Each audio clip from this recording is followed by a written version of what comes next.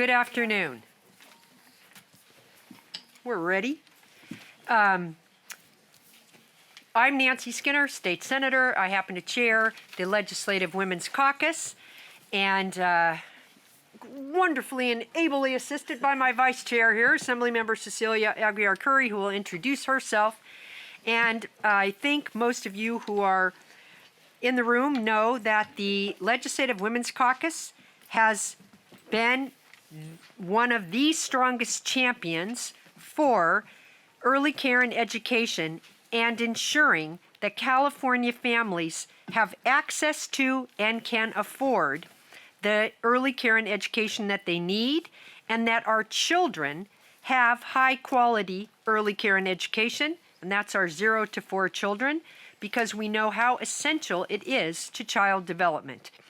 And so the Women's Caucus has led the budget advocacy for the significant investments that have been made in the last few years to waive family fees, to expand the number of subsidized slots, to pay providers more, to deal with rates.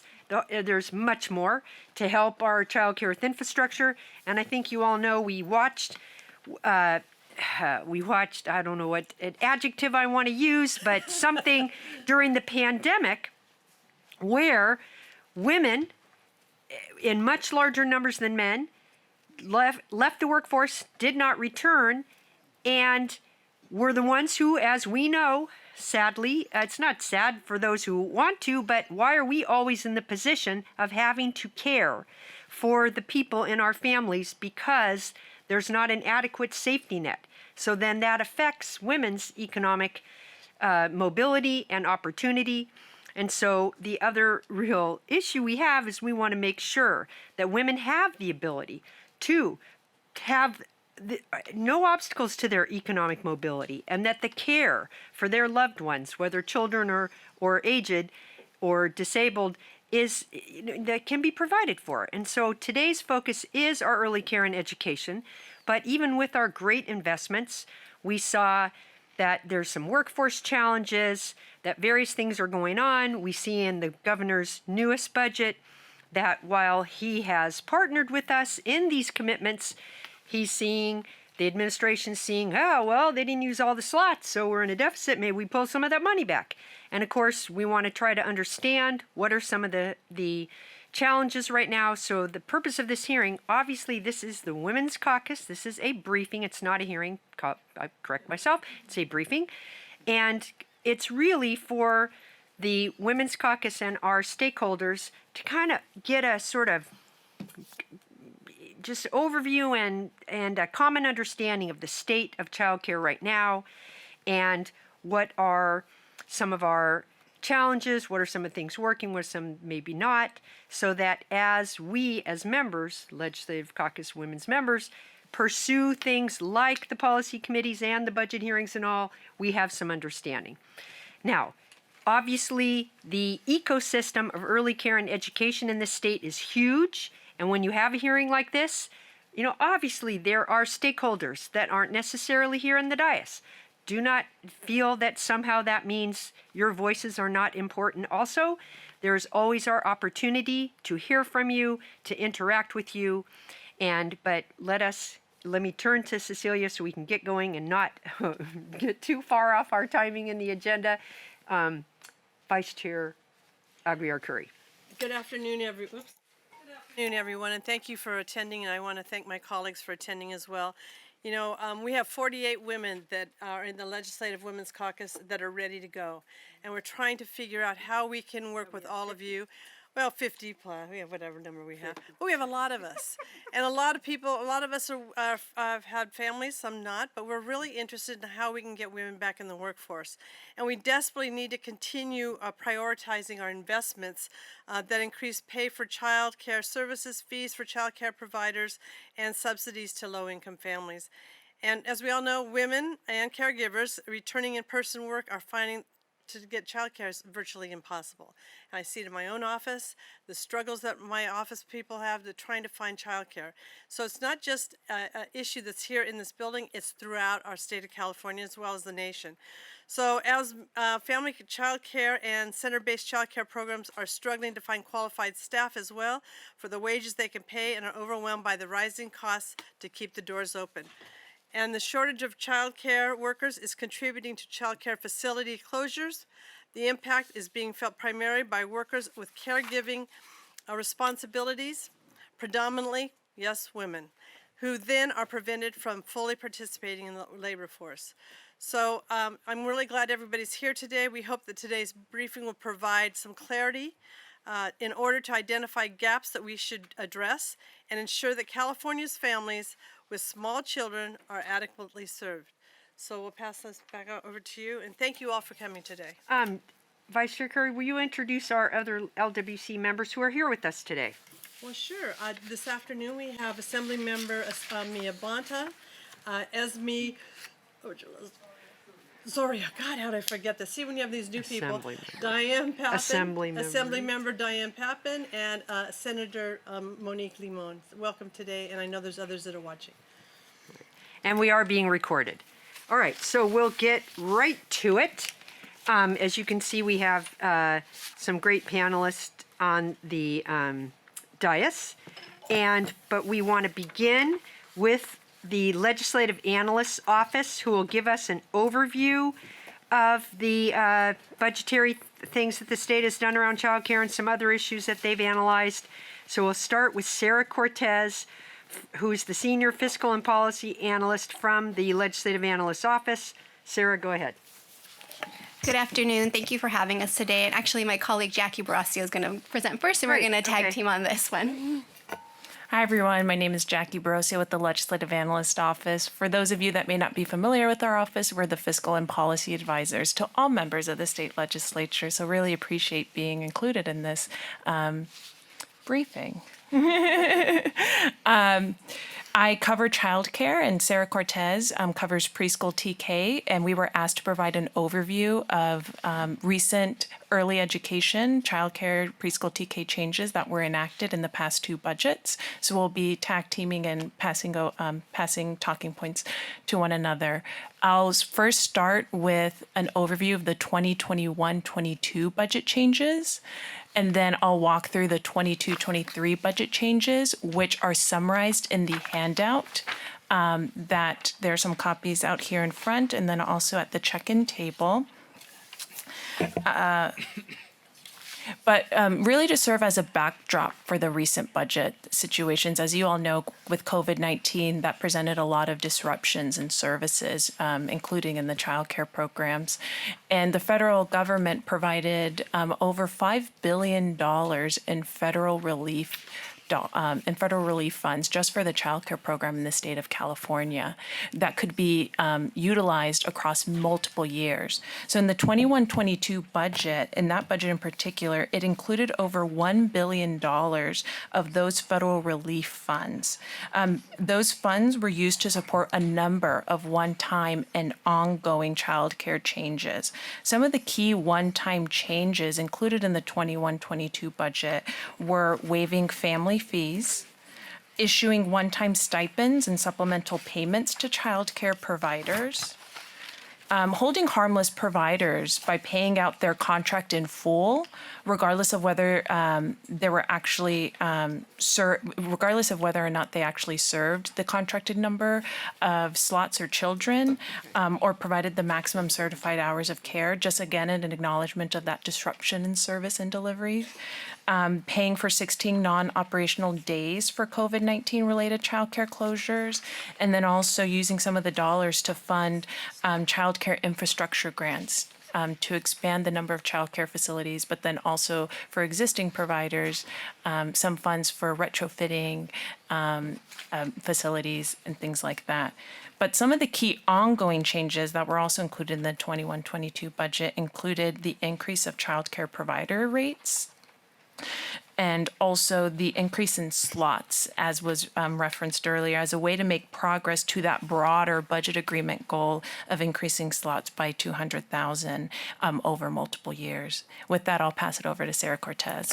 And then I'm going to talk about the preschool augmentations for 21-22. So an ongoing augmentation was 130 million for state preschool slots, and the state preschool programs were also received the rate increase just mentioned that were provided for childcare providers, in addition to some of the one-time augmentations such as stipends, supplemental payments, reimbursement flexibilities, and family fee waivers.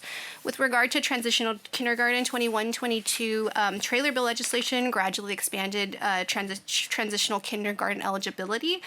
So this expansion began in 22-23 and would make TK available to all 4-year-olds by 25-26. So there was also some programmatic changes to the transitional kindergarten program, such as that districts must maintain an average TK enrollment of no more than 24 students, and that TK classrooms must on average have one adult for every 12 students. And then there was some one-time funding that was provided to support the expansion of TK, such as the 490 million to construct state preschool, TK and full-day kindergarten programs, 200 million for a variety of purposes such as recruiting, training, and materials, and 100 million to provide and train TK and kindergarten teachers. And I believe we're going on to 22-23 augmentations. So with the 22-23, as if you'll reference your handout, I'll just go over the childcare portion, which is on page 1. A lot of the ongoing augmentations were very similar to the ones made in 21-22. Again, acknowledging the annualization of the cost for the slot increases that occurred in 21-22, but then also including costs associated with additional slots that were added in the 22-23 budget.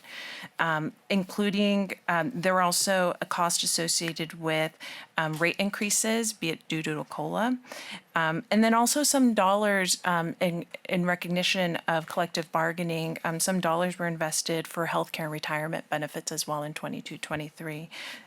Some of the key one-time augmentations that were included, again, additional funds for childcare infrastructure, facility grants, stipends, one-time stipends to childcare providers, and the continuation of the family fee waivers and the hold harmless for providers. And with regard to preschool augmentations, that's on page 2 of your handout.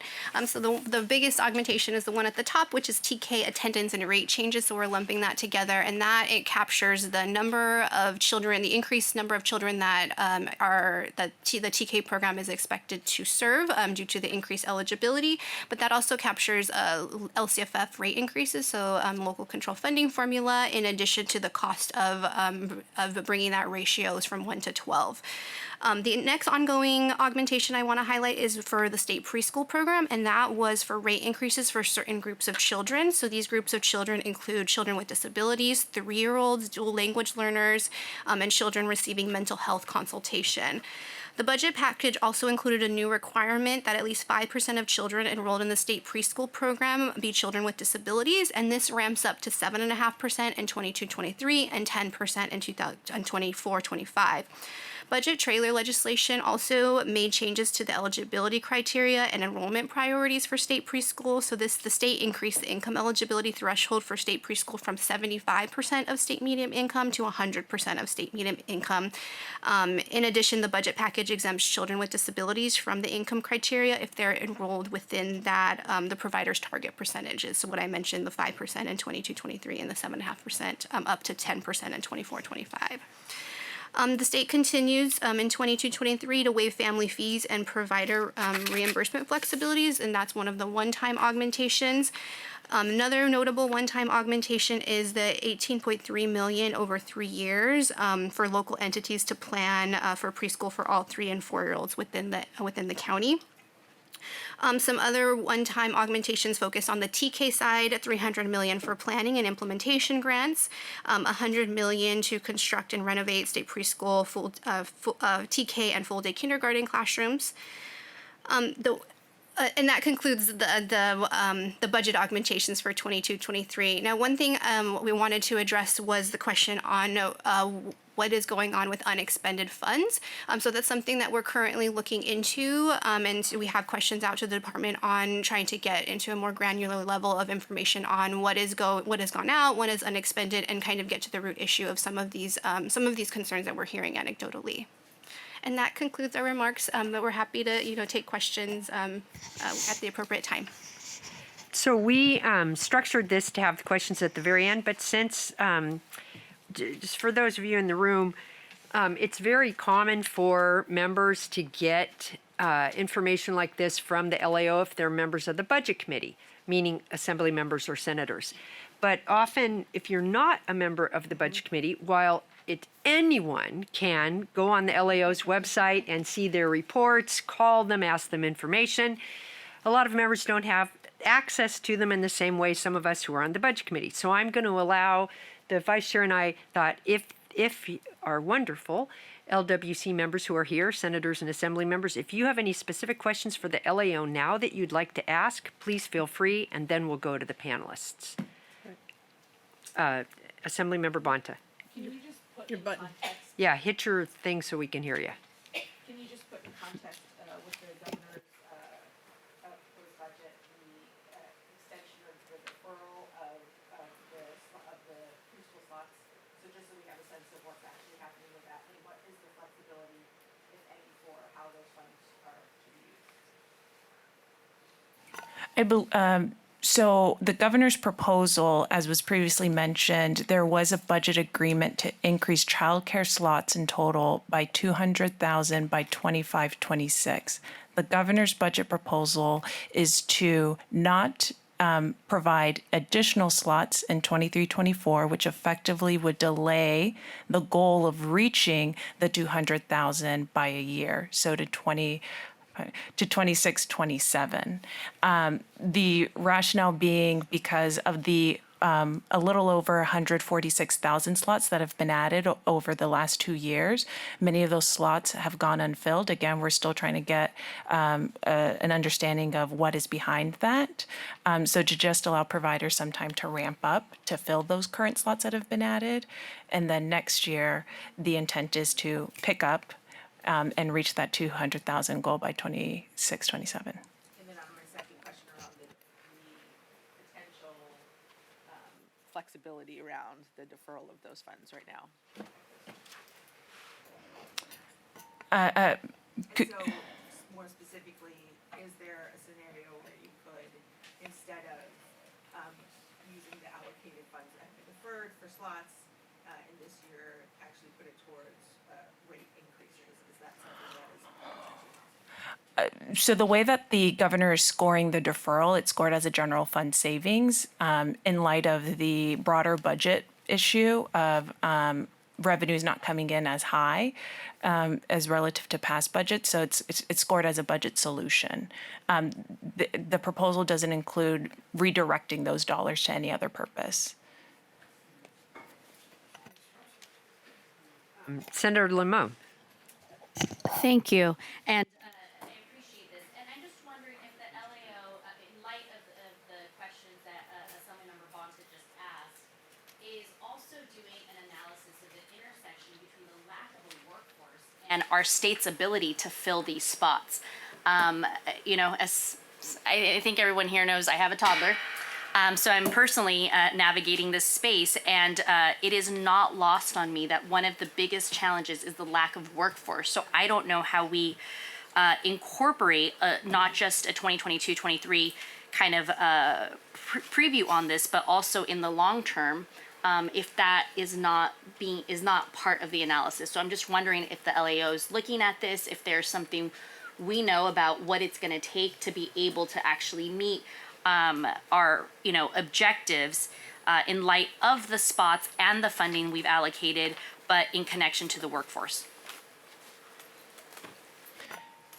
That definitely is something that we are exploring just in the broader context of, again, trying to get a better understanding of why are these slots going unfilled. Is it due to workforce issues, which I'm sure there's a combination of that? Is it due to the fact that it's been unprecedented number of slots that have been added over the 2 years? So getting a better sense of in the past when we've added slots, is it just taking longer to fill these slots, or do they still reflect kind of historical take-up rates? It's just a matter of the volume or the number of slots that we added that have been unprecedented. But the workforce situation is definitely something that we're trying to get a better handle on in our conversations with the department and then also providers. Is there a way to look at, I mean, is it possible that some of the families who would otherwise be eligible for a slot are not pursuing it because the subsidy doesn't cover? There could be just that it's more hassle to go through it, and they're cobbling together something else to figure out how to make it work. Or, I mean, I just think we need to explore and we're obviously here. Some of our panelists will clearly give us their perspective on why these slots aren't taken up. But I think we have to look at a lot of dimensions. But go ahead, Senator Lamone. To follow up on that, what the LAO kind of mentioned, and ask what is the timeline for that review?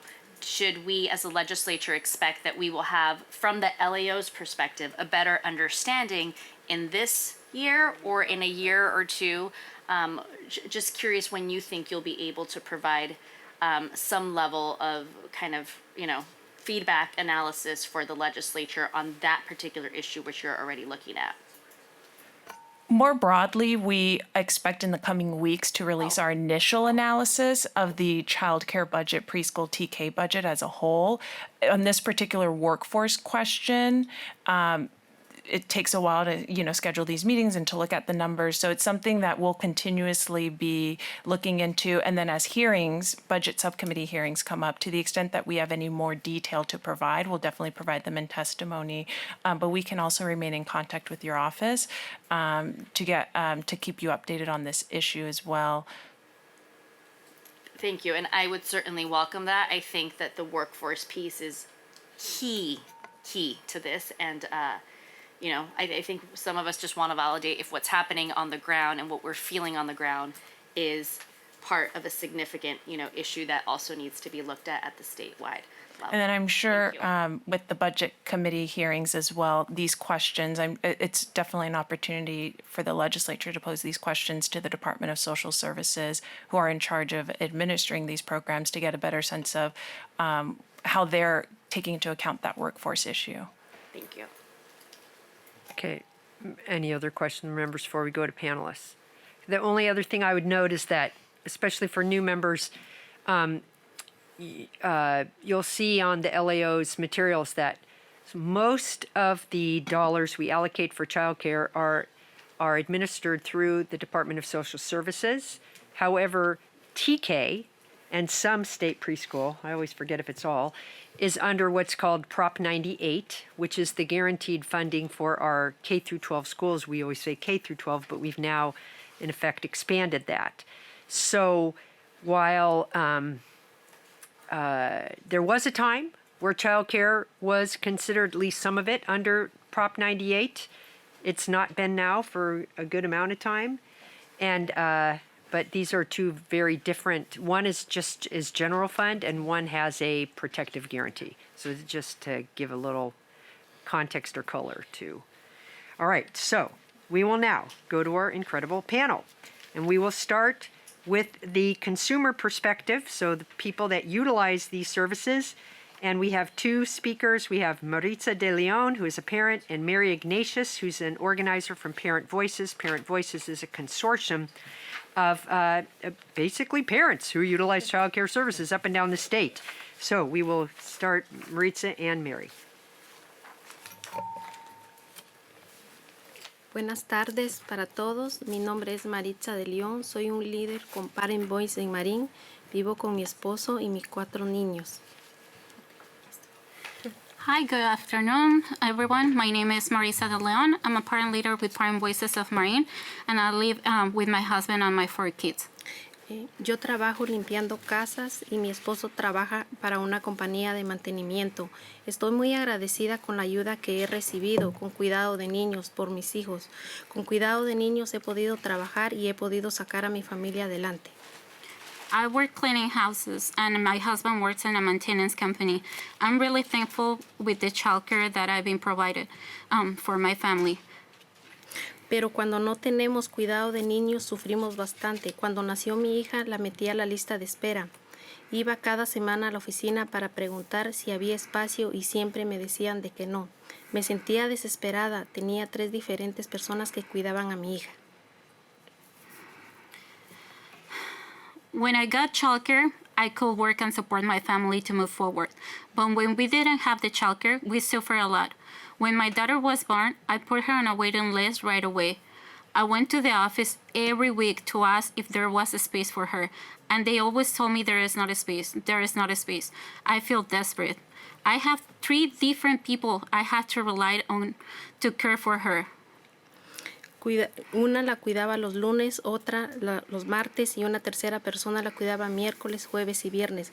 Me cobraban $50 al día, pero nunca tenía una persona sola y no podía contar con ellas cada día. Someone on Monday, a different person on Tuesday, and a third person on Wednesday and Thursday. They charged me $50 a day. I never had just one person, and no one of them were reliable. There were many days I couldn't work because no one could watch my daughter. Había varios días que no podía ir a trabajar porque nadie la podía cuidar. No podía concentrarme en mi trabajo porque siempre estaba preocupada por mi hija. Cuando mi hija cumplió 1 año, me dieron el cuidado de niños en Head Start. When I could work, I couldn't focus because I was so worried about her. Finally, when she turned 1, I found childcare with early Head Start, and I felt a happiness that I can't even describe in words. Fue una alegría para mí inexplicable al saber que mi hija iba a tener cuidado. Iba a estar con las mismas personas y en el mismo lugar, cuidándolo cada día. I can tell you how it felt to know that my daughter will be in the same space, in the same place, cared for the same people. Pero dejé de estar nada más hasta los 3 años y ella seguía en la lista de espera. Cuando su tercer cumpleaños se acercaba, fui a la oficina otra vez y pedía en nombre de Dios que me ayudaran a que me dieran un cuidado para mi niña. But early Head Start was only until she turned 3, and we were still on the waiting list. So when her third birthday approached, I started going back to the office, and every time I prayed that there will be a space, and every time it was a no. Por fin me dieron el cuidado de niños con el programa de pago alternativo. Fue un día sensacional. I couldn't sleep. I would wake up in the middle of the night afraid of what will happen if I didn't have the childcare. But thankfully, before she turned 3, they finally got me an alternative payment program. It was a sensational day. Porque ya estoy recibiendo el programa de pago alternativo. Cuando tenía mis próximos niños, los agregaron a mi caso y no tenía que esperar tanto tiempo para tener cuidado. Because I'm really receiving the alternative payment program, when I had my next 2 kids, they were able to add them to my case, and I didn't have to wait so long for care. Estoy muy agradecida que tengo cuidado para mi hija de 3 años y mi bebé de 10 meses. Estoy muy agradecida de tener esta ayuda. También me he beneficiado de la congelación de pago familiar que cobran a las familias por cuidado. I'm really grateful that both my 3-year-old and my 10-month-old are in childcare. I have also benefited from the family fee they charge families for childcare being frozen. Pero si el gobierno no toma ninguna acción en este año, vamos a tener que empezar a pagar $294 cada mes, más de $3,500 en el año. But if the government doesn't take any action this year, we will have to pay $294 every month, more than $3,500 in the year. Eso sería un impacto grande en nuestra familia porque no tenemos lo suficiente para pagarlo. La verdad no tengo ni idea de cómo vamos a pagarlo. This will be a huge impact on our family because we don't make enough to pay that. In truth, I really have no idea how we will pay that fee. Ahora todo es más caro, pero nos siguen pagando el mismo sueldo. Los pañales están caros, la comida está subiendo, la gasolina está subiendo, la renta está subiendo. Otro bill de casi 300 al mes sería demasiado para nosotros. Everything is more expensive now, but we get paid the same. Diapers are going up, food is going up, gas is going up, rent is going up. Another 300 bill will be too much for us. Me gustaría que cada familia que esté en la lista de espera tuviera la oportunidad de sentir como yo me sentí cuando me dieron cuidado de niño. I would like for every family who is on the waiting list to have the opportunity to feel how I felt when I got childcare.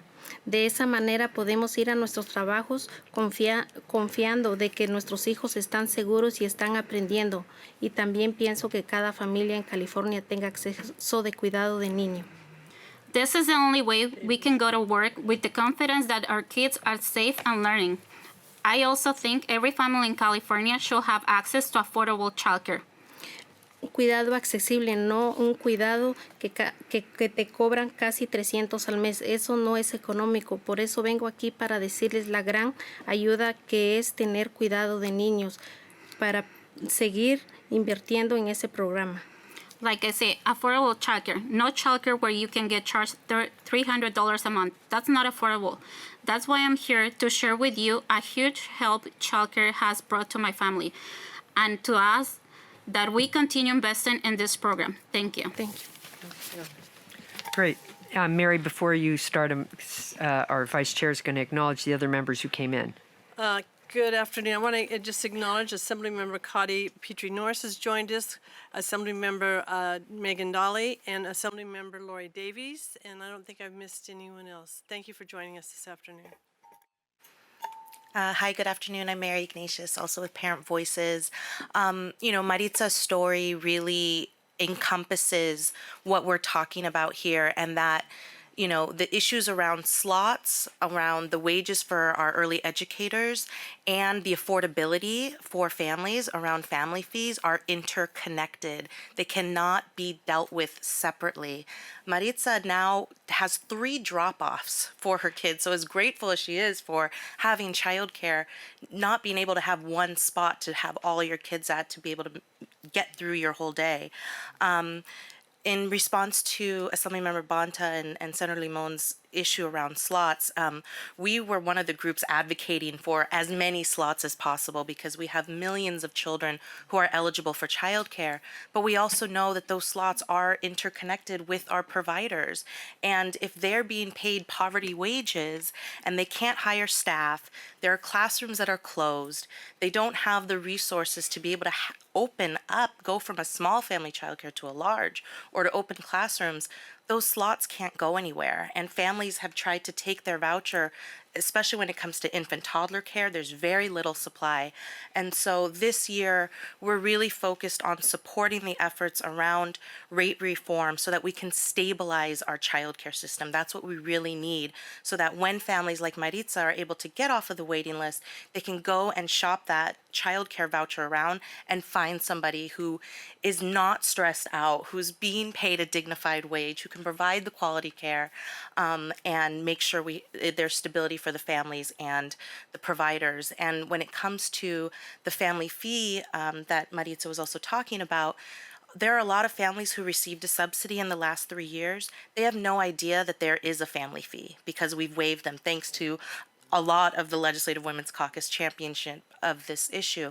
So come July 1, they're going to start to pay a fee, either $60 or $600, depending on how much money they earn. And so we really hope that the Legislative Women's Caucus will support a bill that covers both the fees and rates, and we can work together in one ask. Thank you so much for sharing the consumer of our services perspectives. Assemblymember Sharon Quirk Silva has also joined us, so we have a good representation from the Women's Caucus here. And now we will jump to the perspective from a family daycare provider, and we have Nancy Harvey, who's the proprietor and teacher from Little Nancy's Primary Schoolhouse. Good afternoon.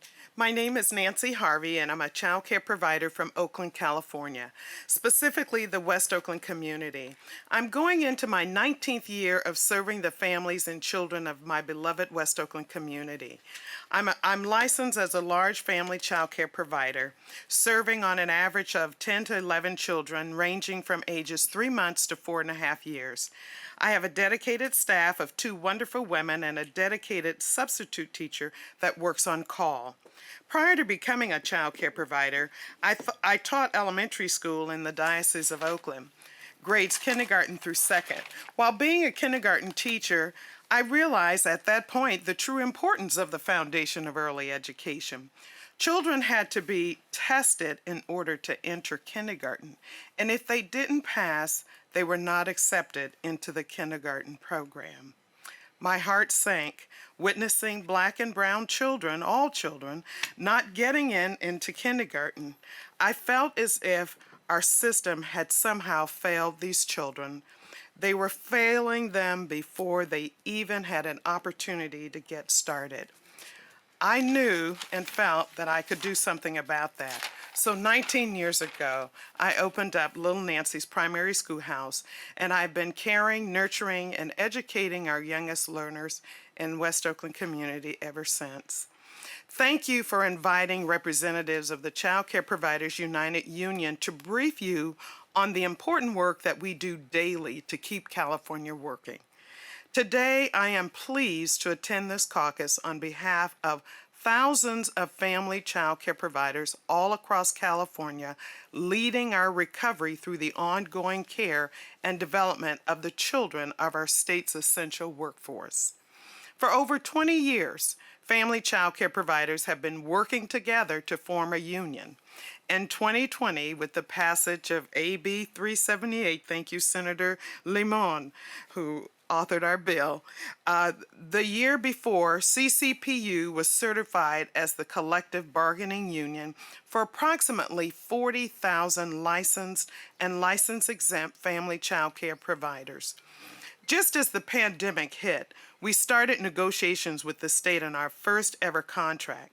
But we first had to deal with the dramatic effects of the COVID pandemic, such as loss of income as many children were staying home, difficulties getting supplies like toilet paper, cleaning supplies, masks, gloves, etc., increased regulations due to the virus being so contagious, along with the increased administrative duties. The results of these led to most providers maxing out their credit cards while we saw any savings that we might have accumulated reduced to zero in order to simply pay our daily bills. Before we could focus on the contract, we negotiated and secured millions of dollars in supplies, the elimination of family fees, payment to enrollment, not attendance, in order to help stabilize our income.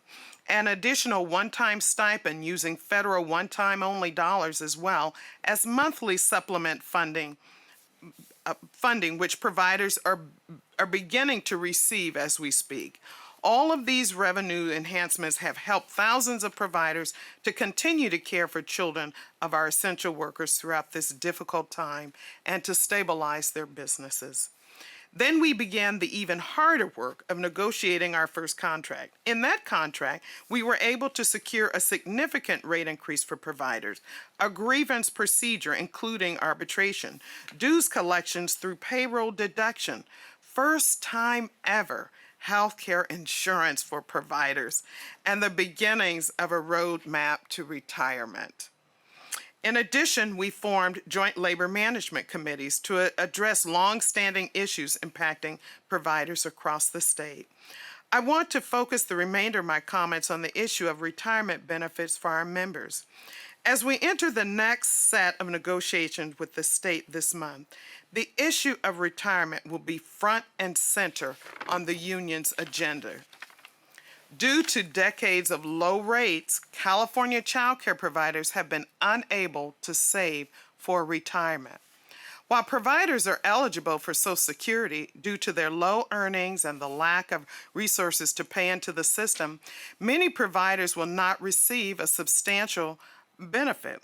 For example, if a provider earns $30,000 annually by the age of 51, she would be eligible for an estimated $1,200 per month at the age of 65. If she earns $35,000 annually by the age of 51, she would be eligible for an estimated $1,350 per month at the age of 65.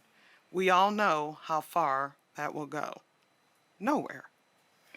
California seniors are already facing high cost of living that stretch their fixed incomes too thin, as cost continues to rise and our retirees are left further behind. Black and Latinx seniors in California can cover less than 2 years of basic expenses during retirement. 58% of Californians have access to some form of retirement security. The average account balance for all Californians is $119,000, but Black individuals have an average of $43,000 in their accounts, and Latino individuals have an average of $38,000 in their accounts. Due to rising costs and the lack of retirement security, more Californians are working into their 70s. 70% of licensed child care providers are over the age of 70. According to the Economic Policy Institute, only 10% of all child care workers nationwide have access to retirement benefits. The average age of providers is around 55 years of age here in the state, but we have many members who are in their 60s and 70s and continue to care for children as they have insignificant savings set aside for their retirement. I'd like to take this quick moment to recognize one of our longtime child care provider who we lost in December, Miss Gloria Lyons. She was one of the starters of our Oakland daycare program in California, in Oakland. And Miss Gloria was almost 80 years old. I'm getting choked up, excuse me.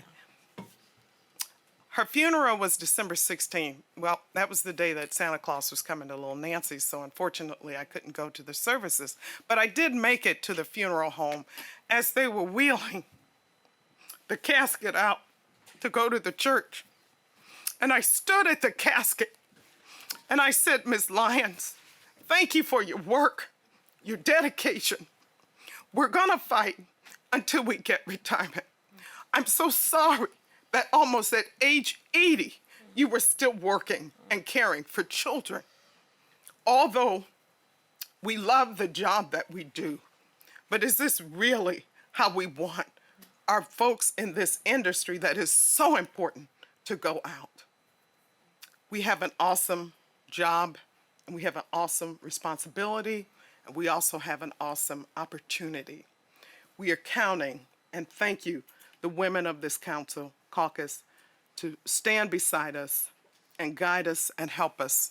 I will close in saying, child care provider, in conclusion, we in the union hope the members of the Legislative Women's Caucus will join us to secure retirement benefit for family child care providers, which will set the standard for all providers across the country. I'm so sorry. So goes California, so goes the rest of the nation. And thank you so much. Thank you so much, Ms. Harvey, and I'm so sorry for the loss of Ms. Gordon, and we appreciate your speaking to her work on her behalf, so thank you. And let me just acknowledge we have another member who's joined us, Assemblymember Gail Pellerin. Again, great representation from the members of the, we did. Okay. All right, so we will continue. And maybe we'll have 2 more speakers and then let you ask a few questions, okay? And then we'll continue with more speakers just so, because I know everybody can't stay the whole time and you may have questions. So let us go now to Rosanna Carvacho Elliott, who is going to give us the perspective from the multi-state providers. And we have a number of different providers who offer services in the state of California have operations in multiple states, so we're going to hear from their perspective now. Great, thank you, Senator. Good afternoon. My name is Rosanna Carvacho Elliott, and I have the privilege of representing the Early Care and Education Consortium here in Sacramento.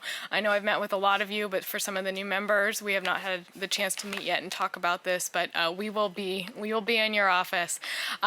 So the Early Care and Education Consortium is a national association of multi-site, multi-state, high-quality child care providers. So as the Senator said, we are the providers that operate in numerous states. To be a member of our association, you have to operate in more than one state. So we bring a perspective of what other states are doing as well.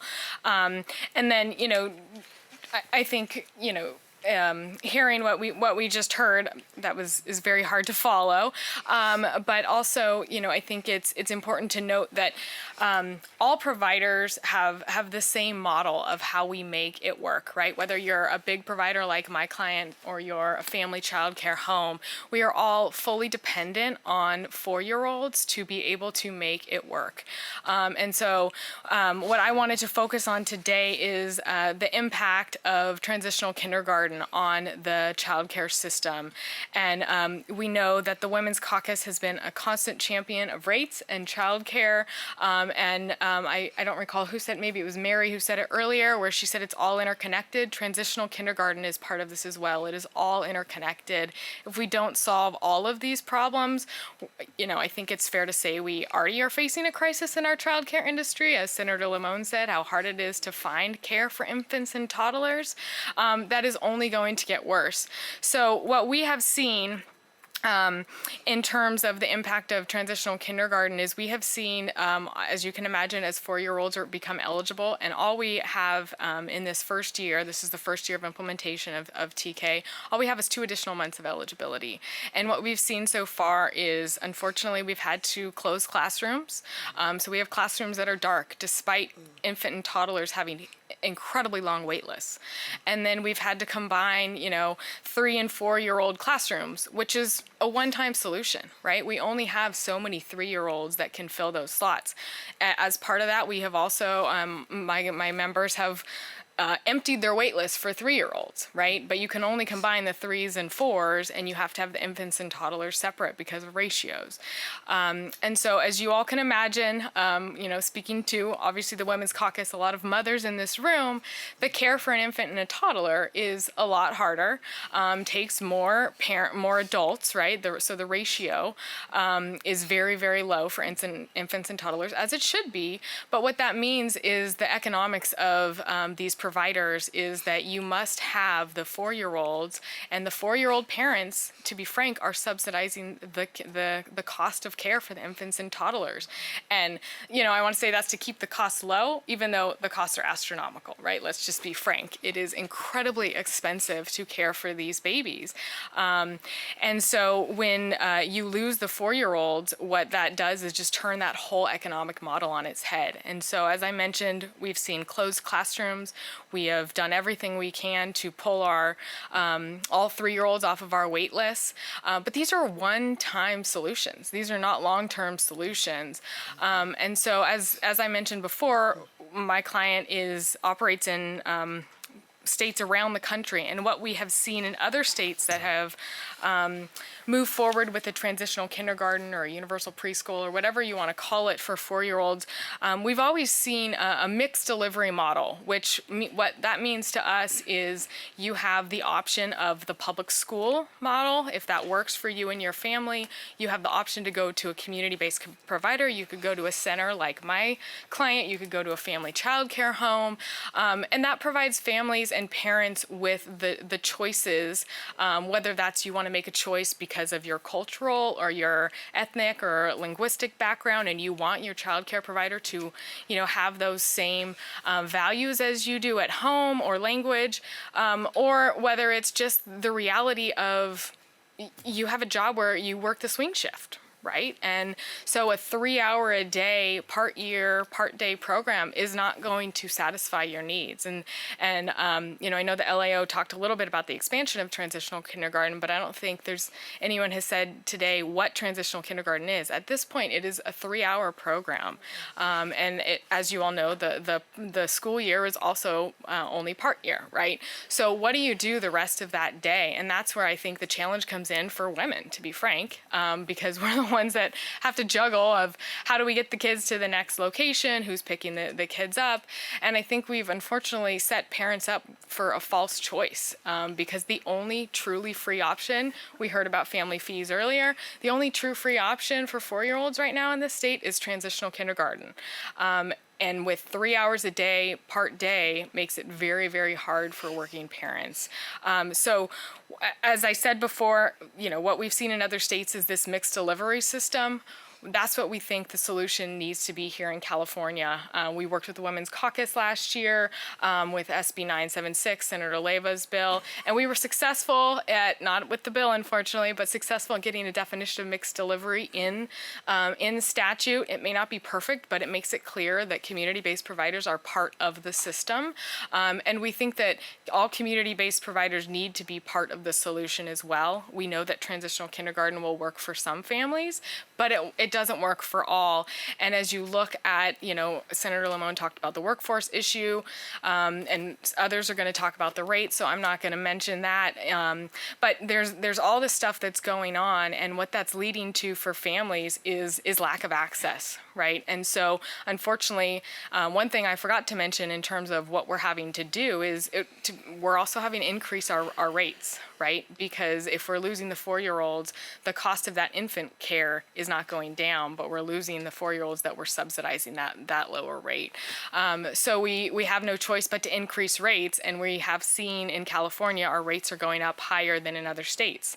And the only thing we can point to is the loss of 4-year-olds. That's, yes, California is a high-cost state, but it always has been. So I just think it's really important for you all as members of the Women's Caucus to understand how this is all intertwined, and know that without all of these different providers and different facets of this, we're not going to be able to solve this crisis. And so with that, I will just say, again, thank you to all the members of the Women's Caucus for your leadership on this. We were thrilled to see the budget letter that was sent to the governor in December that talked specifically about mixed delivery and acknowledged that TK was a great feat, but that it's not a solution for everyone, and we need to ensure that it doesn't decimate our childcare centers. So thank you. Thank you. So I'm going to see if members have a few questions, and then we can jump to the other panelists. But that way, if any of you have to leave and you have a question for the ones you've heard from so far, you can.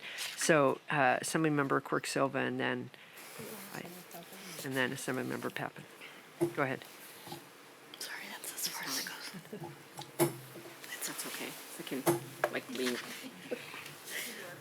There you go. Good afternoon. I'm Assemblymember Quirk Silva, Sharon Quirk Silva, and I'm an educator by profession, K-8 for almost 30 years, and everything that you all have said just resonates so much, but particularly this idea that if we as a public school system are going to be offering TK, but say it's 3 hours a day, it's just not attainable for working moms, particularly for the moms that need it most, which we've seen over the years. The attendance rates in the district that I taught at, which was Fullerton, was not the moms that we were hoping were going to attend, which again were many of our Latino families and Black families. And what we in fact saw in Fullerton was many parents would sign their children up for TK that really didn't necessarily need it, and it's been a major issue as an educator because, of course, we want to support education, but I'll just be honest, I think we've really missed the boat here. So what I'm saying is I've been here since 2012, and we've moved into starting to a whole nother system of education, TK, when we hadn't even fully funded our after-school programs, and so forth. So I want to be on record that this mixed delivery system is something essential that we have to get moving this year. It is not, you cannot do the math to make this work, all of the providers. And we need to make sure. I've ran for 2 years, some of you already know, we ran legislation for the providers to be paid not by monthly enrollment, not by the days attended, and we're not able to get that through. So Legislative Women Caucus members, we've done a lot of work for 10 years, but we're still not hitting the mark. I think that's more a comment than a question, so we'll go. Assemblymember Pappen. I promise it's a question. First of all, when you talk about mixed delivery and you get to the end of a TK day, are you talking that you need to then transport the students to another location for the remainder of the day? Is that right? Someone has to transport them. Okay. And I will just say that my providers generally cannot, right? 4-year-olds have to be in a car seat. I'm just wondering, I'm thinking out loud here, if there could be one-time money that would provide for vehicles to transport. You know, I don't know what's left of what the surplus is or where one-time money could go, but it did occur to me that you have to get a child from public TK to perhaps some other location, and how do you make that happen? I'm going to work on retirement, I promise you that. But I was just wondering if is it relieving some of the burden on retirement if there are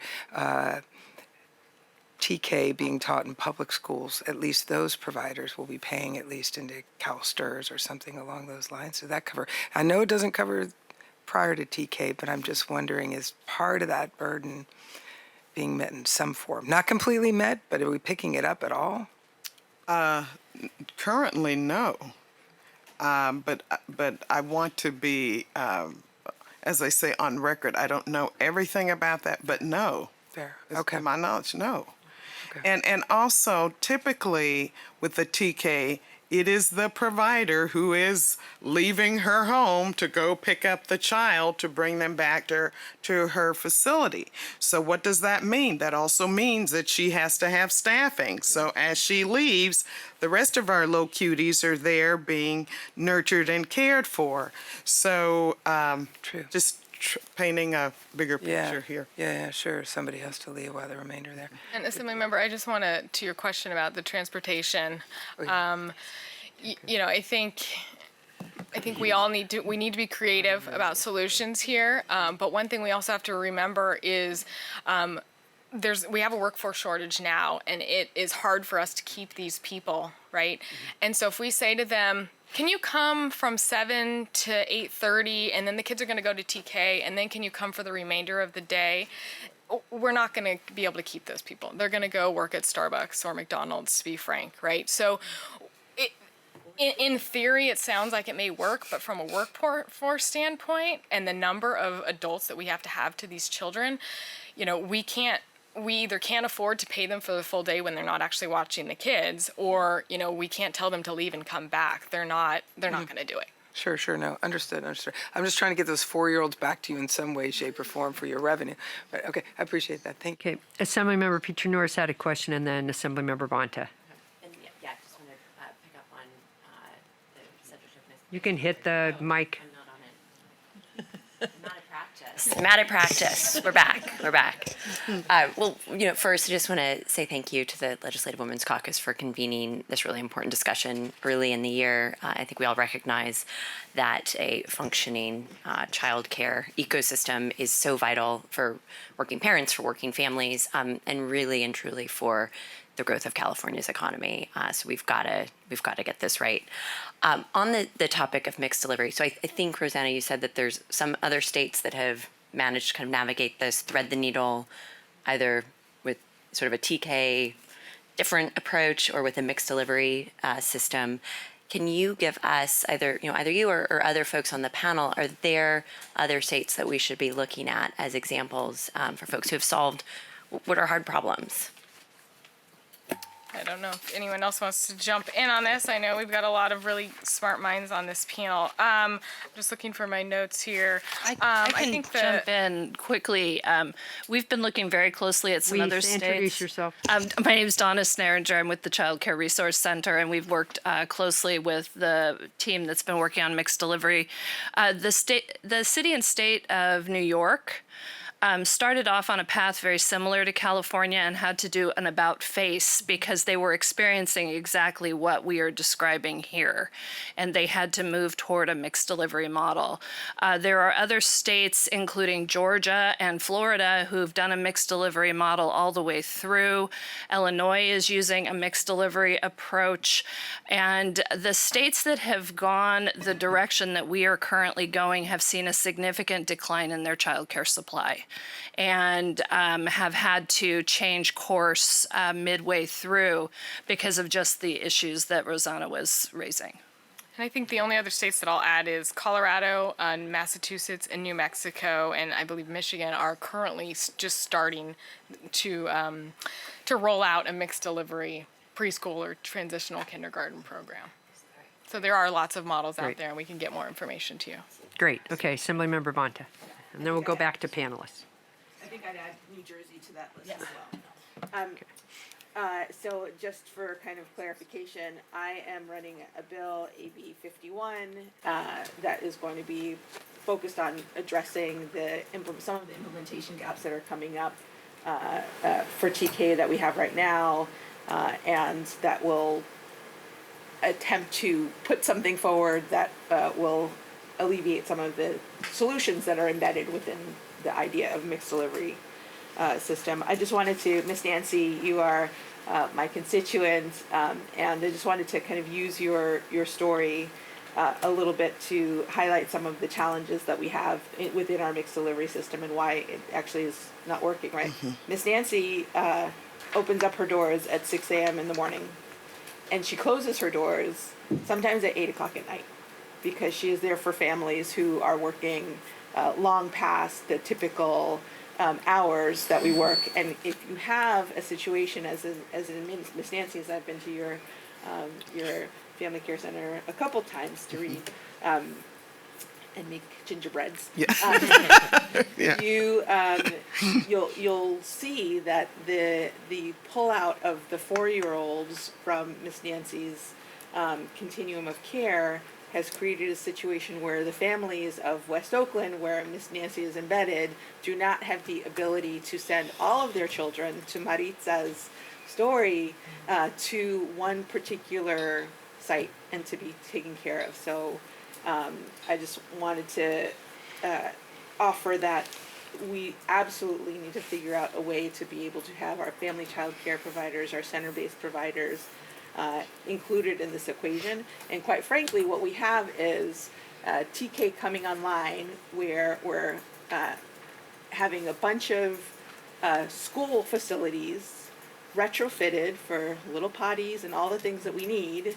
And we have a bunch of facilities that are now going to be underused, where we're starting to ask tricky questions. How do you move, a 20-pound 4-year-old with incredible liabilities from one spot to the other? So we have gotten ourselves into quite a conundrum that I'm hoping that we can all figure out our way past. I just wanted to the Ms. Nancy's question really around the retirement benefits right now. Have you speak a little bit more to? I think we all took a deep breath when you said 70% of licensed child care providers are over the age of 70, and the average age of providers is 55.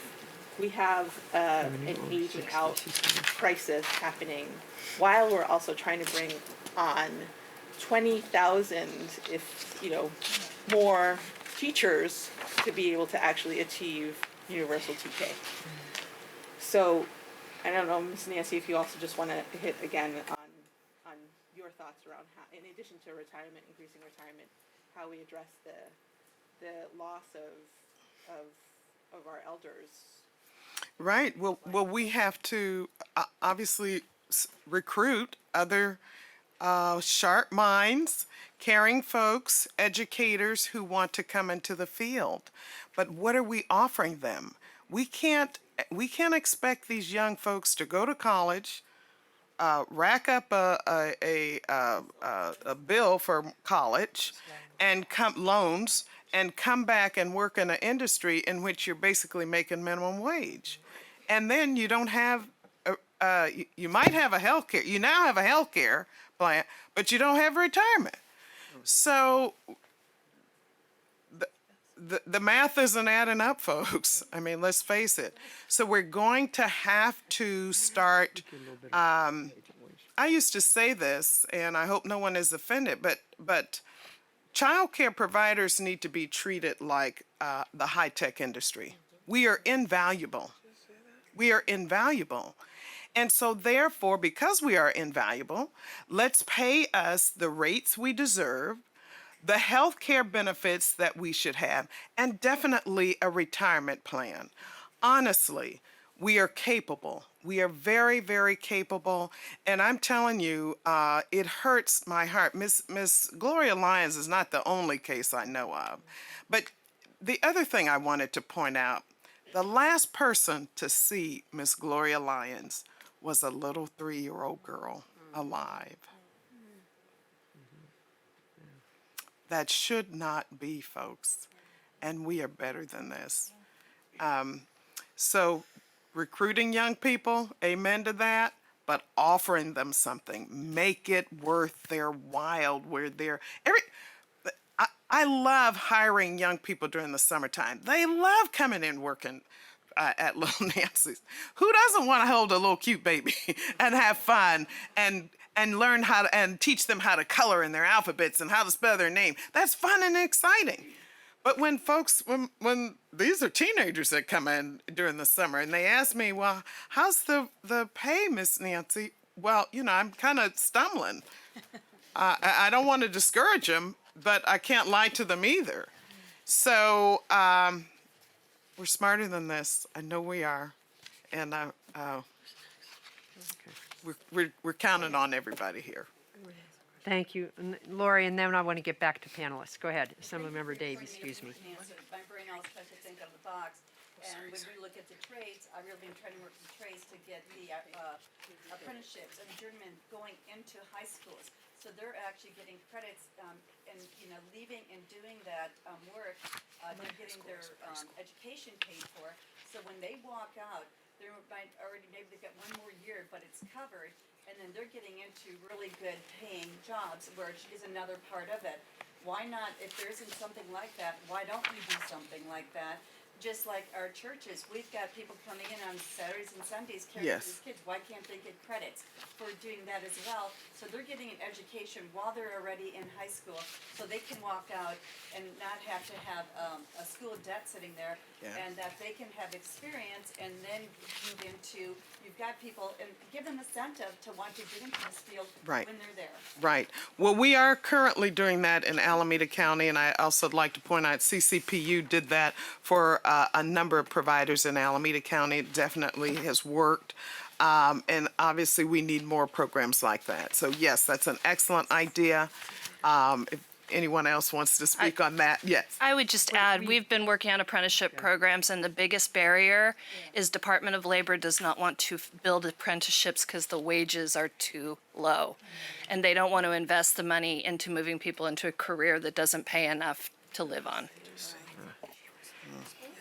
All right, so we're going to go back. Appreciate that. We're going to go back to the panelists, and of course, members, you'll get opportunity to ask the rest of the panelists questions. And panelists, you've been so far very amenable to the time limits we put, but I really hope you do so that we still can answer questions. So let's go to the discussion on rate reform. We have Isabel Dopp, who is proprietor of Bella Dopp's Daycare from Solano County. Good afternoon, everyone. My name is Isabel Dopp from Solano County. I'm a large childcare provider. I'm honored to be here with you all today representing my fellow family childcare providers and CCPU members. I became a provider in 2020 in order to help some of the families from frontline workers desperate to find quality, affordable care for their children, while they work to save lives and keep our state afloat during the pandemic. Since then, I have seen fellow providers forced to close their doors due to extremely low rates that left them in debt or unable to provide further care to the community. I have also seen and been impacted myself by the implementation of TK, which has left many of providers without children or trying to make ends meet, while most of their pay goes to pickups and drop-off due to the program's short of frame.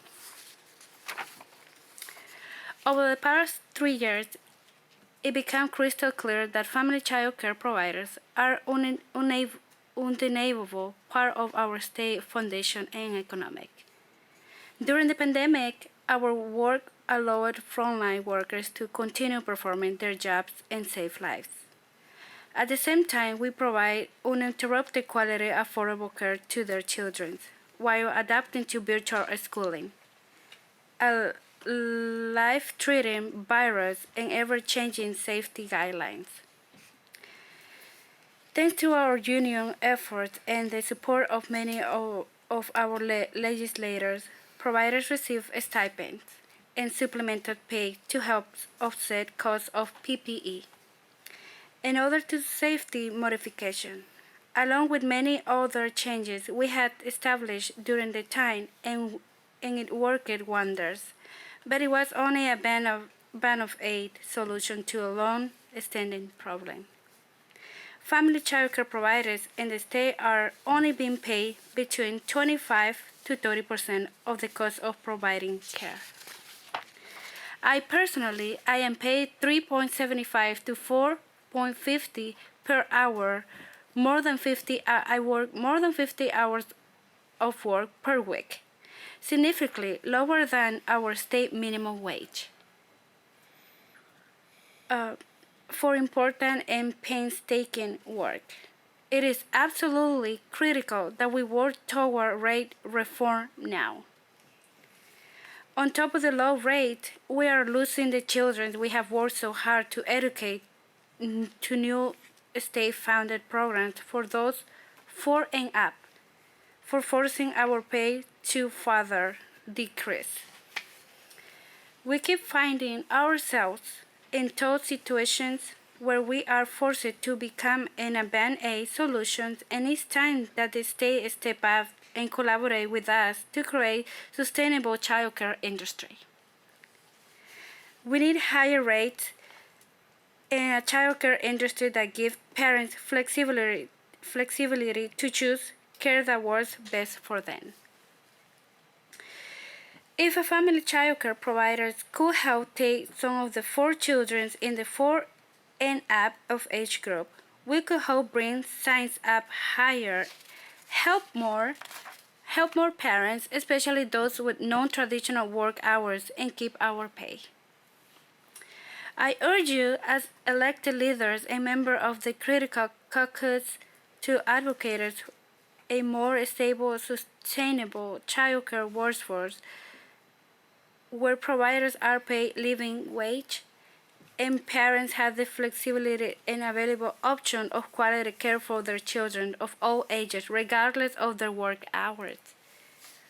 Childcare providers need to keep up with the rising cost of California. Everything is so expensive. Gas is so expensive.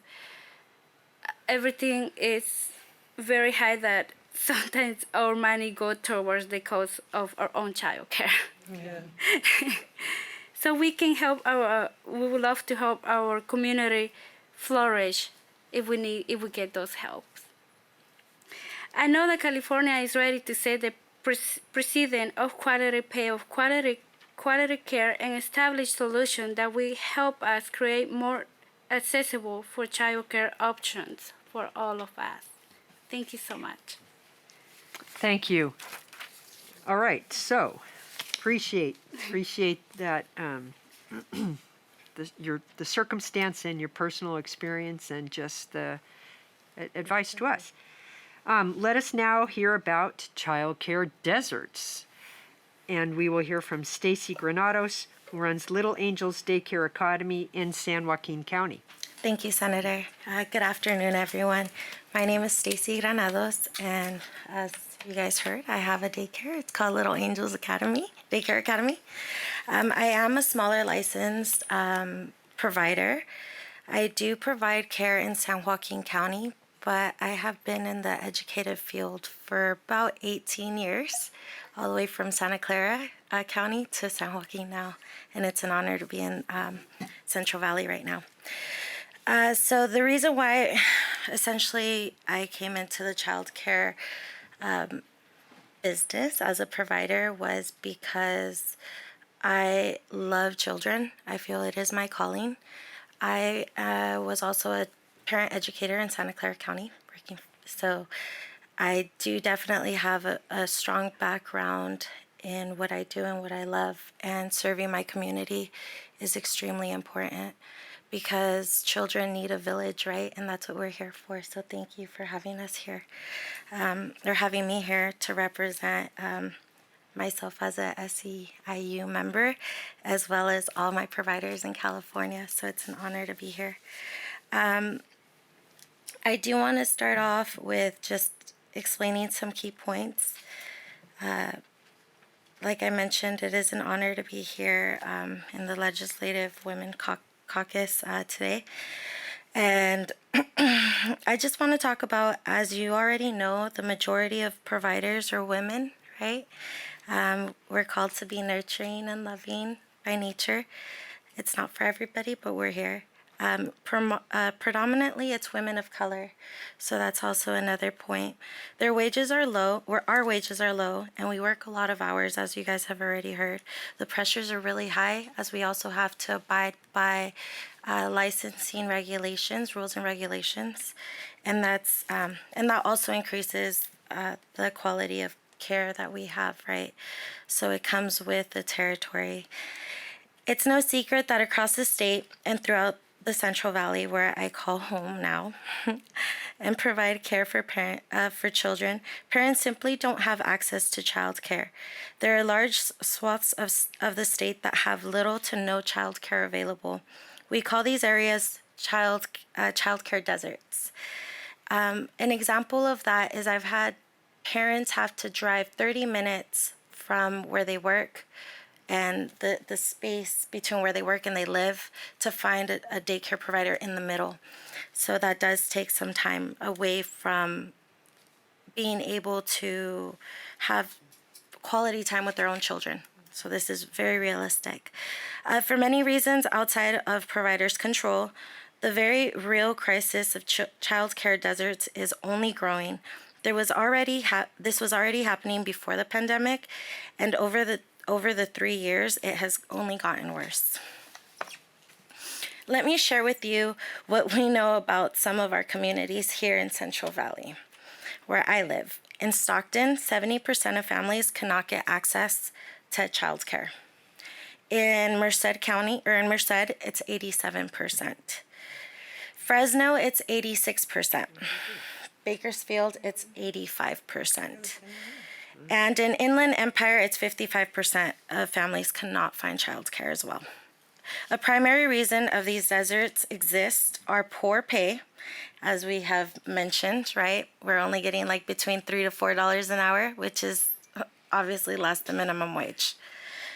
So that's one of the things. Lack of incentives and no benefits. Well, now we have medical, so that's awesome. Thank you, guys. To get these things to have these things happening, this is what's also discouraging the younger generations to continue wanting to provide daycare services to children and families in the state of California. Excuse me. The difficulty also is having to meet all of the licensing standard requirements, which still look like they're from the 1950s, to be honest. And the lack of respect given to educators or early educators is absolutely absurd. I mean, most of us have bachelor's degrees, masters, and we also are encouraged to take extra courses so then that way we could provide better care for the children of California. These all hamper in the state efforts to increase programs in these deserts. To few providers in recent years, which have decided to come into the field, have gone through a lot of struggle actually.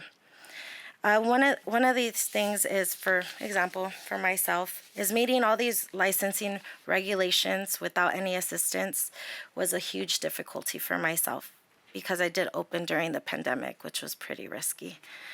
The little pay, as we spoke about, as I keep mentioning, the enrollment, which affects us as well. So people aren't really interested in developing any incentive to open up daycares. The very often low-income neighborhoods don't have enough providers to meet the needs of working families who are in need of subsidized care. This is not the kind of equitable support these families and communities need. In addition, while the state has the intention of increasing the availability of subsidized care, the governor's proposed budget is proposing to postpone the additional 20,000 slots from the budget year to the following year.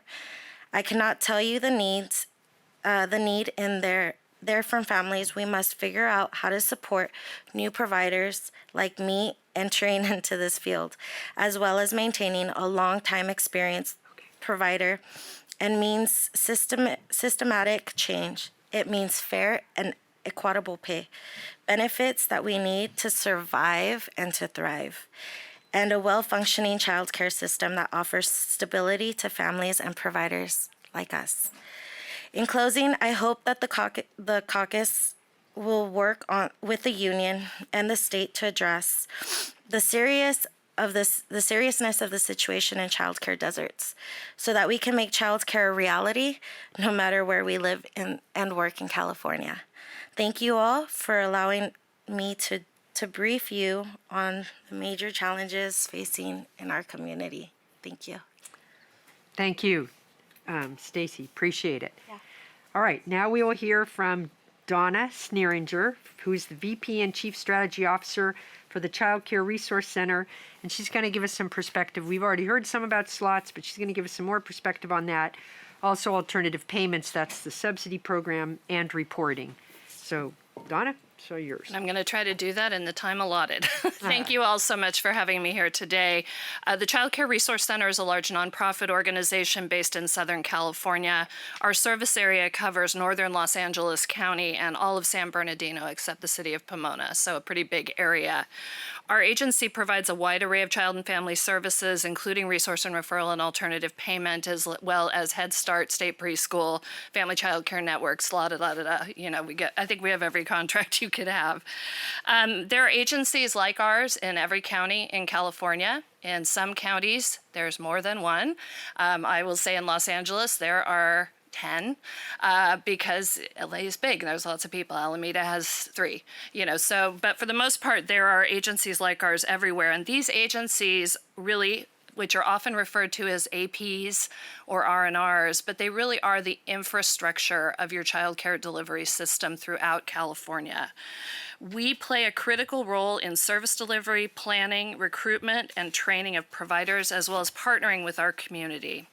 In our role as a resource and referral program, we provide support to all families, regardless of income, to find care and access needed supports and services to meet our agency mission of cultivating child, family, and community well-being.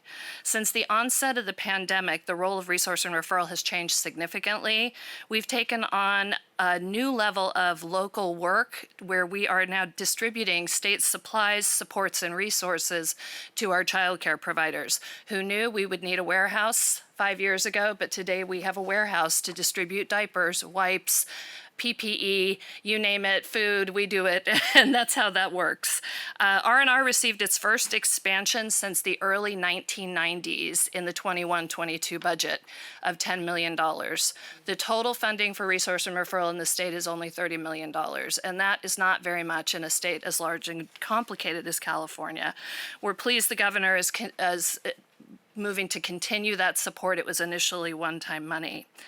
So what you all have been asking about and what I hope to shine some light on is where are we with the expansion of childcare slots and access? So it's an exciting and complex time working in childcare subsidies. CCRC is the largest alternative payment agency in California, and we've been providing these services since the mid-1970s. So we've done this a long time and are pretty sophisticated in our operations and have a lot of technology that helps us with that. However, with any major expansion and changes to a system, there are significant new demands, and we are working to implement this major expansion, as well as support the work of our partners in the Child Care Providers United to successfully build their systems. We've been a supporter of CCPU from early on, and we really feel that it's important to also work with them as they ramp up and begin their process of collecting dues and moving forward in their development of their union. All of these efforts are being laid on our existing system. And we have been running since the Great Recession, where we took about a 5% hit to our program administration costs on a very lean structure.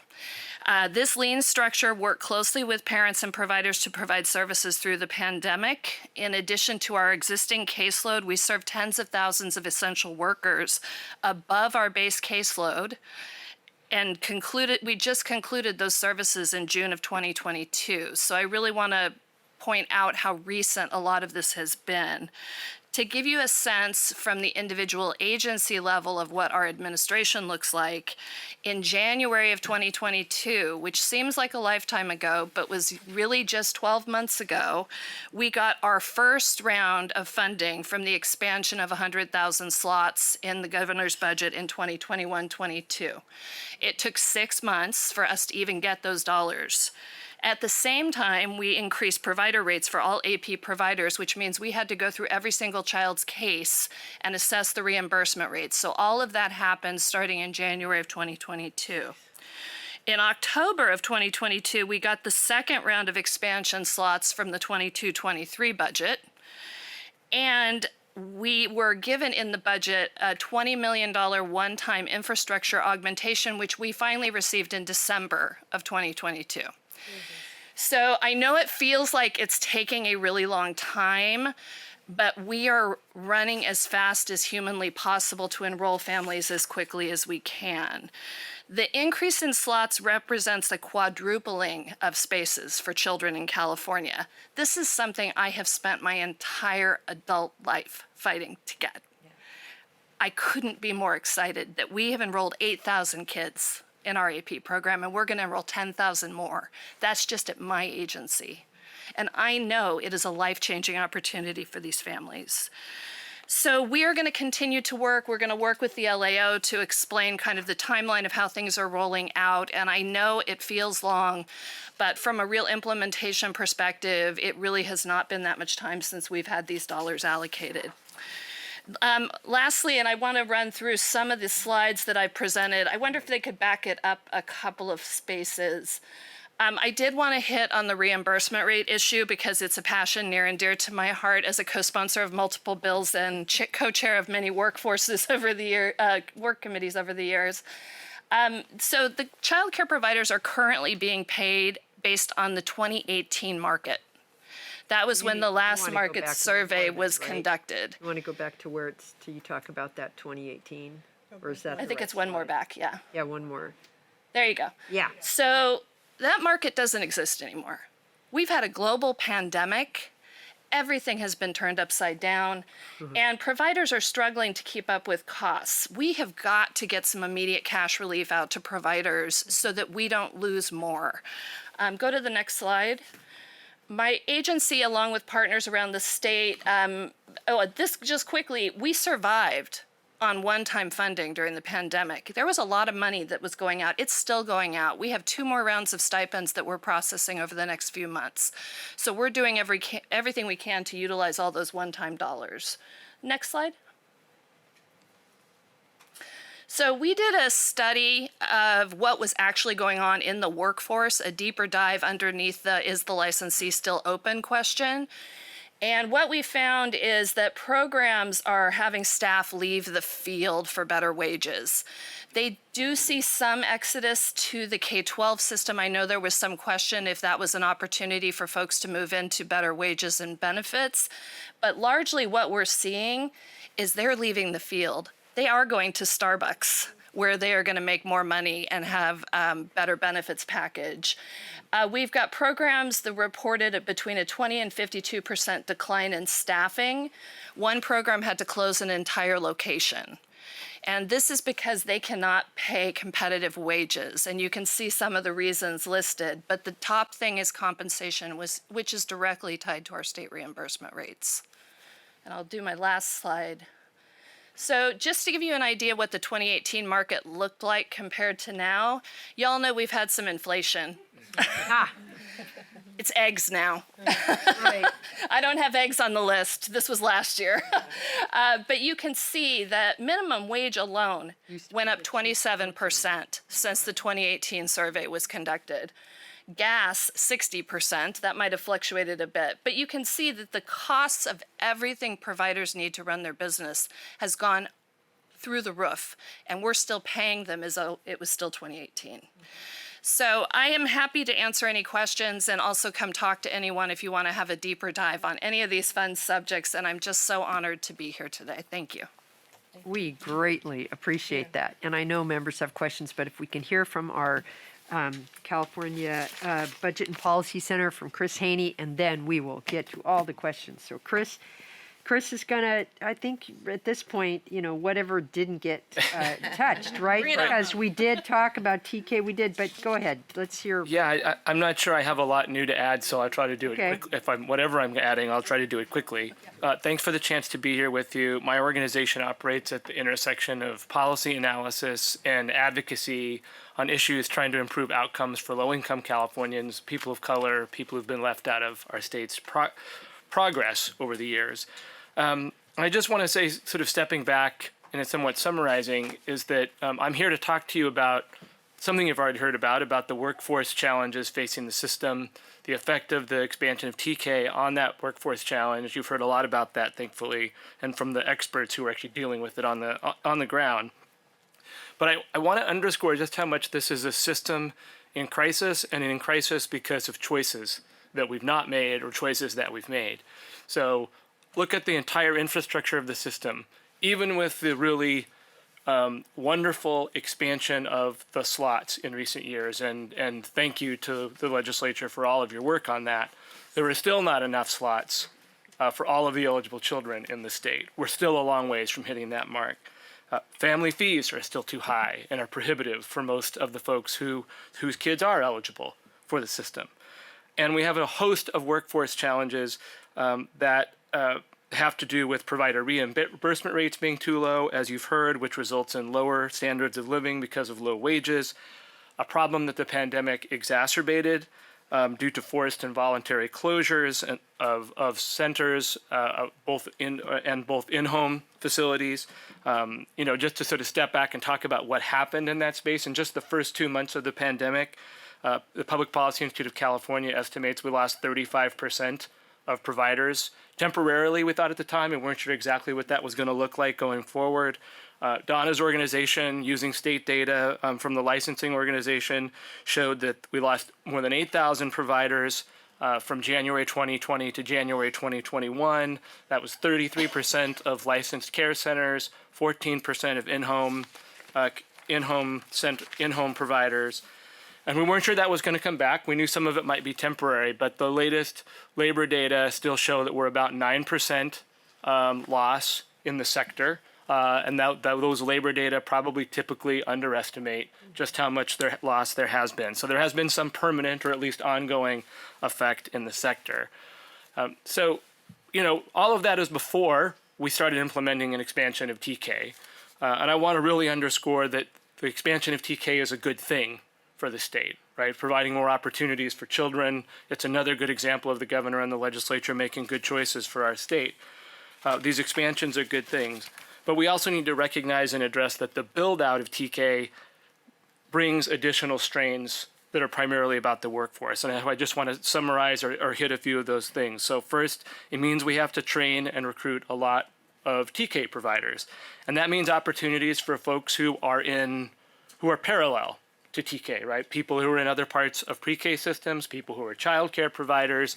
And so that means that attraction of a new expanded workforce is primarily going to come at the expense of those parallel systems. Many of those providers are already transitioning, as you heard from panelists here today. We don't have statewide data yet on the loss, but we will probably have some in a year or so, I would imagine. But even with the build out of TK, there's going to be wide variation regionally and locally, district by district, in terms of people's access to it. And that means we need both that mixed delivery system, but we also just need to acknowledge that universal won't mean universal everywhere locally, right? It's sort of what we're making everyone eligible, but their access won't necessarily be there in all instances. And while it's a good thing that our state allows parents to choose where available between TK and childcare and various sorts of systems, the reality is that the 4-year-old issue, which you've heard about, will result in some siphoning off of a key population in the childcare centers that's detrimental to those folks' ability to sustain providing childcare.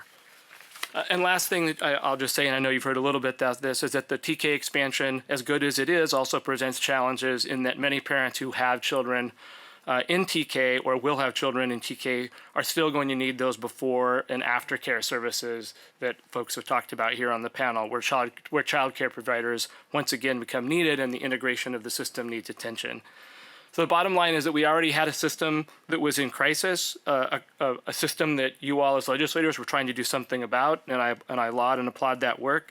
But we have historically and systemically undervalued the work that these folks do, and it's no accident that the majority of child care providers are women, and that approximately 2/3 of them are women of color, and that we have undervalued them systemically over time. The pandemic added to those challenges. The expansion of TK, unfortunately, will add to those challenges. And it simply means that there's more public policy work to be done on the integration of the system, providing a true mixed delivery system where things are integrated, and that makes sure that the folks who need to be able to join the workforce, be in the workforce, have places that they can take their kids and know that they're well cared for and that learning is happening, and that they can feel good about the choices that they're making as well. Thanks. Great, a lot. We have another member who joined us, Assemblymember Pilar Schiavo. Wow, very good panel, lots of great information. Thank you all. Members, I am sure you have questions. Yes, Assemblymember Dolly. Can you hear me? Yeah, but keep definitely talking to the mic because we are recording. Okay, thank you. Great. Megan Daly. I represent basically the northeastern part of the state, 11 counties. So when we're speaking to childcare deserts, I don't even know that what I have is considered a desert. We use family, friends, and neighbors as most of our childcare providers. So what you mentioned, Donna, the $30 million one time for enrolling and getting, what were those one-time monies specifically for? So the $20 million was for infrastructure in the alternative payment programs to support the enrollment. I will tell you, largely, we are using the money to increase wages of the workers who are doing the enrollments, and partly so we can retain who we have, but also so we can recruit new workforce.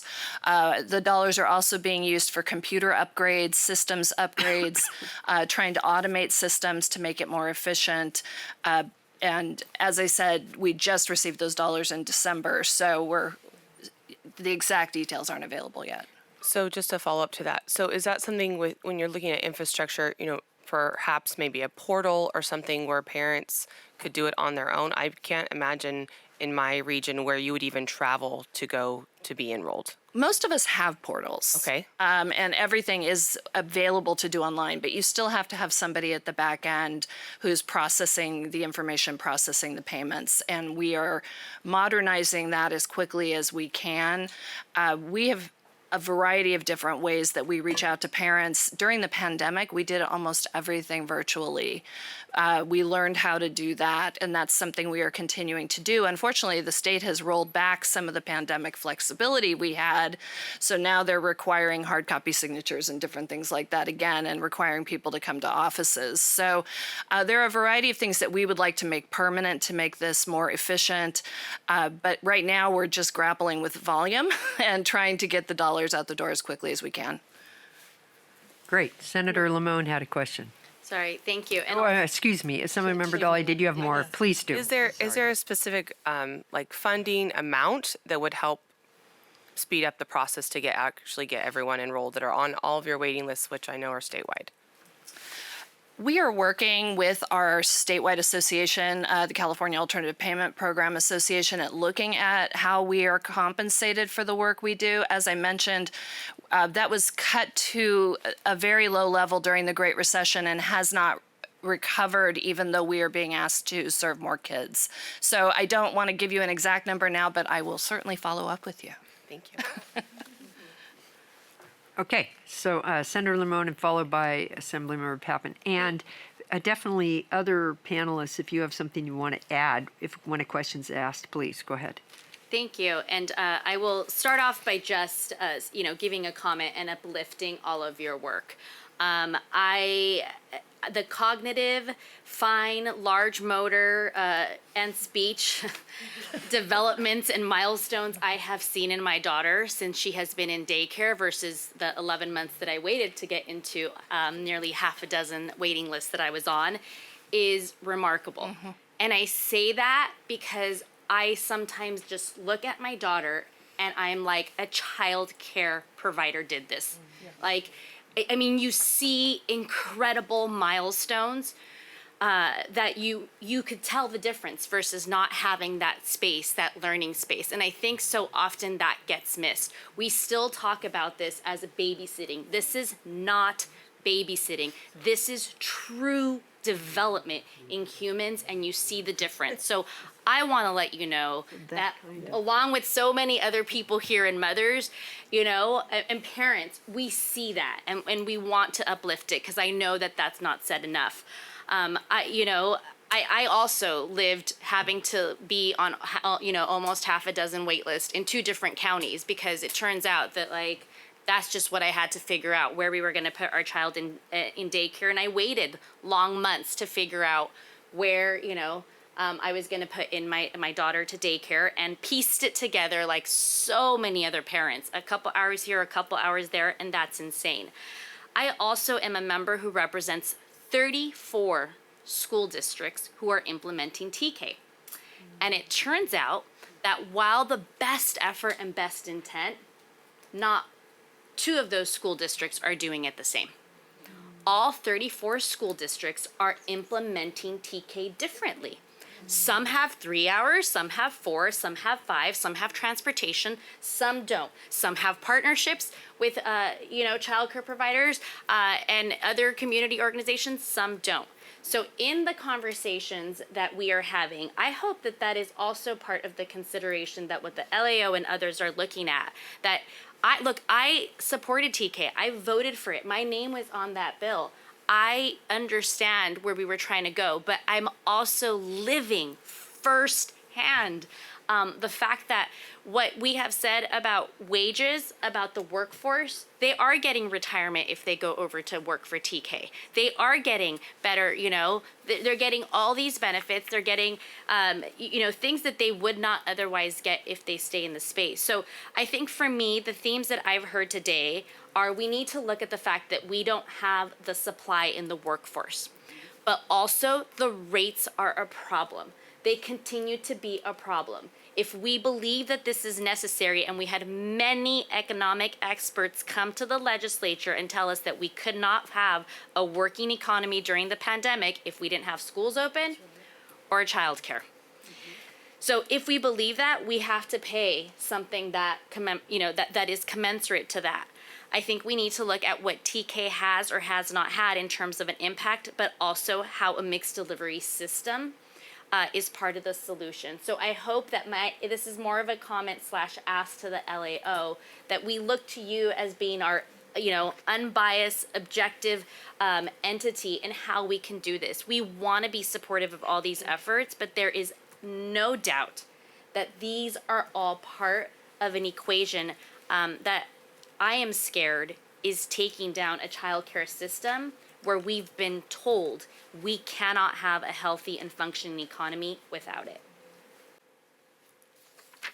Assemblymember Paffin.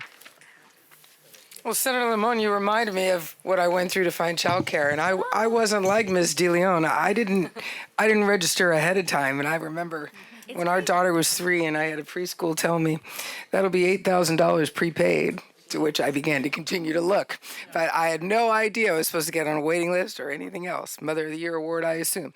But nonetheless, you just took me back when I was thinking about it. I appreciate today, I really do, and I appreciate the way you teed up the import of what's being done here. The next one of these, I'd like to talk about ways we can find some money or raise the money. Because we all agree there's a shortage. We all agree the need is so important. But are there things, I represent a lot of tech. I come from San Mateo County. How do I, is there money to be found? Maybe not a pot of gold, Senator Skinner. I haven't been around, the budget process. But I think we've got to look at, and the next one of these perhaps could be dedicated to where are we going to generate it? And where are we going to generate a retirement in the private sector for this?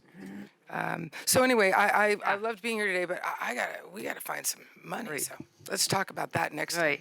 I think Stacy wanted to add something. Oh, no, I'm sorry. It wasn't Stacy. It was Isabel. Donna. Right. I want to add something. Let me give you an example. There is, I don't know how, there's more than 24 something tickets in a classroom, but there's no teachers. And the teachers have asked me to help them. And I told them, but I'm dropping off. And the teacher is like, do you have time today? And I say, I have 14 kids that I have to take care of. So my heart broke because the kids are not going to get the same attention they get in a childcare. And I have my daughter. She can go to TK, but I have decided not to enroll her because that will it will interfere with the hours when I have to go pick up and drop off and go there, go to multiple for school, and we have our hours and it doesn't. If they go to the same school, that's good, but we don't have all of them at the same school. We have to go drop off here, drop off there, drop off there. So I have decided not to enroll my daughter to TK just because there's not enough staff to take care of them. I'm scared she can get TK and it's amazing. I love it. I love my daughter to go to school, but she's not gonna get the attention with one teacher, 24 kids. It's too much for them. Yeah. So, thank you so much. Go ahead. From Parent Voices. Yeah, I just wanted to say thank you for just talking about the need for revenues and finding long-term solutions, because up until this moment, a lot has been one-time solutions that, our babies start at 0 and we can't do this in 1 year. We need this to be a long-term solution, and we need a dedicated funding source. And for so long, we've been pitting the needs of providers against the needs of families, against the needs of children, and we can't do that unless we find those long-term solutions. So we welcome any and all opportunities to talk about revenues, because we're just not going to one-time solution our way out of this crisis. It's just impossible. And too many people are hurting, and it's typically women of color who are stuck in this cycle. So, thank you. Harvey, did you want to add? Go ahead. Yes, I also, as I sat here thinking, also when you work in a TK system, I believe you have to get a teaching credential. Right, so then that becomes another component that we need to really look at. And as we've already spoken about the age of providers, I don't know how many in-home childcare providers are going to want to go into the school system simply to try to get a retirement. I mean, you understand what I'm saying. So it is complicated, but I know we can do it, though. Yeah. All right, members. Other questions from members? Any? Go ahead, Assemblymember Bonta. Thank you. Just another quick comment. we often talk about in climate action and climate change, particularly as it relates to workers, about just transition. I really do think that we need to think about this conversion into this idea of universal TK with a sensibility around just transition for our family care providers, our center-based providers, our children and families who are just needing to be able to braid through so many complicated systems in order to be able to have the basic dignity of making sure that their children are cared for. And while we are doing able to have the basic dignity of making sure that their children are cared for. And while we are doing a fabulous job of starting to think about what it would be for 4-year-olds to provide them with the kind of care that they need, we know that they're even Or, yeah. So Right. I'm thankful to all of you for being here and for speaking to the work that we have to do, and very encouraged by your expertise and knowledge and identifying the ways in which we need to do better. And I'm certainly committed, as I know many of our caucus members are as well. Great. Well, I think we'll do. Stacy has Go ahead, Stacy. Thank Then you. We'll do wrap up. Thank you so much for acknowledging us. I greatly appreciate that. I'm glad that we could assist you guys in lightening up the load, that it takes to be a mom in general, especially in the work field, right? I really have faith that this will get resolved, as I did the opposite of what we've been talking about. I was a preschool teacher where we had a ratio of 1 to 12, and that was in San Joaquin County. Then I came over here in Santa Clara County. I came over here in the hopes that I was gonna develop, my business, and it was gonna be a better outcome. And I was going to be an entrepreneur, and I was going to be able to afford living in San Joaquin County on my own. And I decided to open up my daycare. And so I have faith in everybody here that we could collaborate to make sure that my decision was the best decision to serve quality over the quantity that I felt that I was dealing with in a TK setting as a preschool teacher. Wow. So that was the reason why my passion and love and desire drew me to do, drew me to work as a daycare provider where quality, as you guys mentioned, between 1 to 8 is not as heavy as 1 to 12, right? Where kids can get lost within those environments as well. And dealing with children with special needs, that is extremely crucial. So, we definitely have to keep that in mind. And, I have faith in God as well that we'll figure it out. So thank you guys. Thank you, Stacy. I'm sure we'd love to hear from all of you more and more questions, but we have come to our time, and I want to thank you so much for giving us your time, giving us your good thoughts and your wisdom and your experience. I also want to thank the Legislative Women's Caucus members for being here, so you get this, because it's going to be our job then to take what we've learned and figure it out through the budget and through policy process. And I also want to thank our staff, the LWC staff, for a great job that they did in putting this panel together and organizing it, and the other people that we relied on to give us advice, and our tech staff. So, Assemblymember Vice Chair, you want to add anything? I just want to thank you, and I want to thank you, Chair, for making sure that we got this done. It was a big conversation that we've had in our retreat a couple of times, and we never got to this point. And we shouldn't have waited this long. It should be happening now. I'm really proud of all the women. So many of the women, even women that aren't here, they really want to participate and make sure that our families are taken care of. I think back is that at one time I was going to be a child care provider. That was when I went to college. I was all signed up to do that, and they took away the money from the state of California that no longer to have child care. And then I had to switch, change my direction. Here I am. A dropout. But I was a dropout in child care. But I just feel, I want to thank all of you, because you open your hearts and your homes for our children. And that's what changes the world. And my children were in daycare. I was lucky enough to have my parents nearby to help me move my children from, but most people aren't anymore.